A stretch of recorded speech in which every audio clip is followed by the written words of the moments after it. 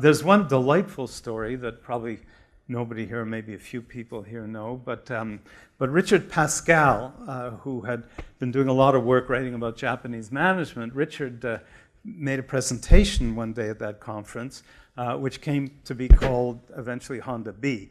Harvard had written a case, a very famous case, people think of as Honda A in a way. It was a case about how Honda captured a large percentage of the American motorcycle market in a very few years. And this brilliant strategy, BCG was hired by the British government to do a study of how they accomplished this and how they were able to do this.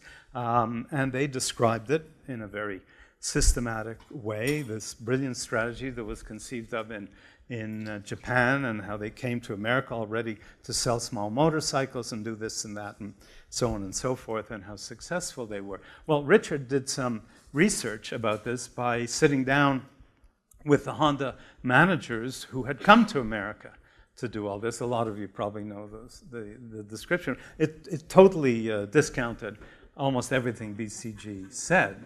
It didn't discount the fact that Honda was able to play off its market, its volume in Japan and all that. It's just that they didn't have, the opening line, I remember, an early line from those Honda people was, in truth, we had no strategy coming into the United States except to see if we could sell something in the American market. And then everything went from bad to worse. They couldn't get money released from the Japanese government. They had to go on a shoestring. They had to sleep on the floor in a very cheap apartment and stack the motorcycles physically themselves. They didn't want to sell small motorcycles because Americans were driving big motorcycles, and after all, you don't want to contradict your market and all those things. So they did absolutely everything wrong, except for one little detail, which was they beat the British, who had been ensconced in that market and damaged a lot of the American firms that were selling motorcycles, just by learning their way through to a strategy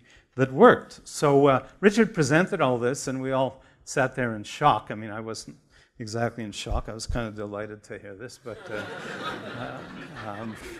a lot of people sat there.